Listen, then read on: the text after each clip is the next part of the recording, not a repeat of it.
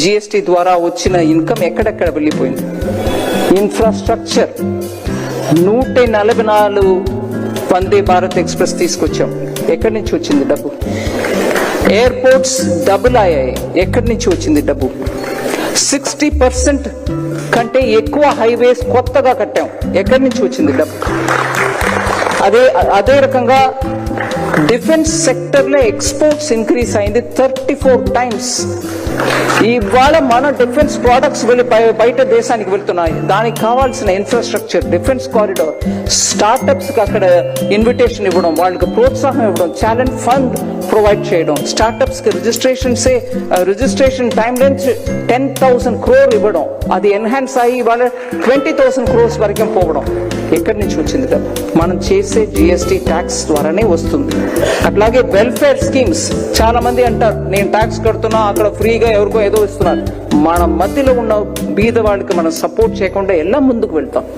ప్రధాన మంత్రి గారు కమిట్మెంట్ దాంట్లో ఉంది కాబట్టి 90 times more increase in DBT transfer. అంత డిబిటీ కథ సెపరేట్ గా మనం చెప్పవచ్చు. 90% ఇంక్రీస్ అయిందని అంటున్నాం.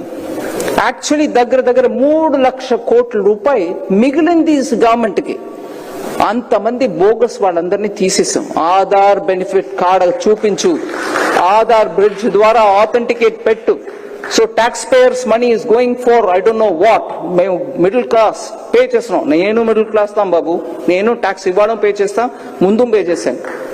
మన డబ్బుని సరిగా యూజ్ చేసే గవర్నమెంట్ మనకు కావాలి.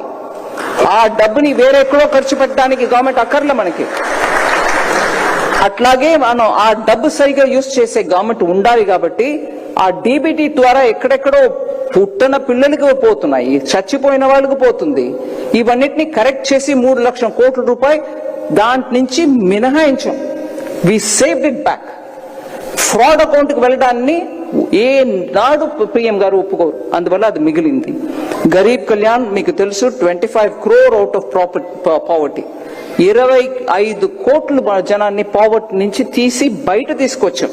They are no longer poor, they are aspirational middle class, but maybe at the bottom rung. వాళ్ళకి కూడా మనం ఫెసిలిటీ చేసి ఇవ్వాలి. స్టార్టప్స్ మీకు తెలుసు 350 ఉండే స్టార్టప్స్ ఇవాళ 1.5 lakh స్టార్టప్స్ ఈ దేశంలో ఉన్నారు. Visakhapatnam has very good number of startups who are doing excellent work. So ఒక్కసారి కంపేర్ చేసి చూస్తే ట్యాక్స్ టెర్రరిజం ఉండి 30% పైన ట్యాక్స్ కలెక్ట్ చేసే రెజీమ్ పోయి యూపీఏ ఇవాళ మీకు pro people lower tax second generation GST తీసుకొస్తున్నాం.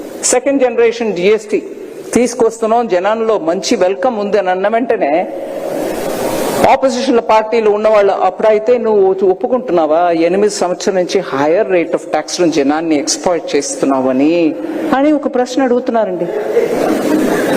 8 సంవత్సరం ఒక్క కంట్రీ ఒక్క ట్యాక్స్ చేసి యాక్చువల్ అప్పుడు 2017లో తీసుకొచ్చిన స్ట్రక్చర్ ఏంటి? జిఎస్టీకి ముందు ఉన్న ఐటమ్ ఒక్కొక్క ఐటమ్ ని చూసి అది 6% లేకపోతే 7%, కొన్ని స్టేట్స్ లో 4% ఉన్న అట్లాంటి ఐటమ్స్ అన్నిటిని 5లో తీసుకొచ్చారు అప్పుడు 2017లో. అట్లాగే ఒకే ప్రోడక్ట్ అది ఒక స్టేట్ లో 10%, ఇంకో స్టేట్ లో 13%, ఇంకో స్టేట్ లో 15% గా ఉంటే అవన్నిటిని కలిపి 12% గా తీసుకొచ్చారు 2017లో. అట్లాగే ఒక ప్రోడక్ట్, ఏదో ఒక ప్రోడక్ట్ అది ఒక్క స్టేట్ లో 16%, ఇంకో స్టేట్ లో 21%, ఇంకో స్టేట్ లో 22%, రకరకాలుగా ఆ ఒక్క ప్రోడక్టే ఉంటే అవన్నిటినీ కలుపుగట్టిగా 18% తీసుకొచ్చారు.